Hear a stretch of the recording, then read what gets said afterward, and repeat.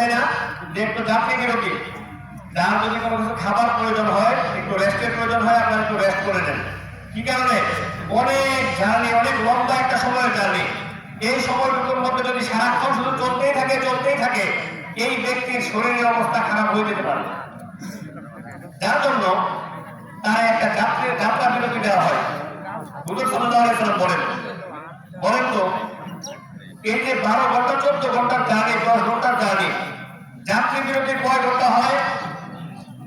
10 minute, 20 minute, সর্বোচ্চ হলে 2-4 জন যদি একটু ভেজা প্রাকৃতিক কাজের মধ্যে যায়, হয়তো বা আর 10 মিনিট, 30 মিনিট।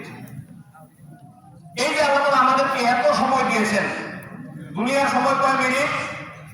দুনিয়ার সময়টা কয় মিনিট? 60 বছর 70 বছর আমাদেরকে আল্লাহ তাআলা হায়াত দিয়েছেন।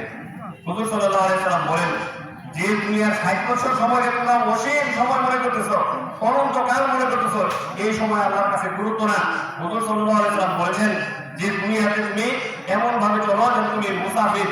দুনিয়ার মধ্যে মুসাফিরে যেরকম একটু সময় যাত্রা বিরতি করে, ঠিক আল্লাহর কাছে পরকালের তুলনায় দুনিয়ার সময়টা হলো এরকম।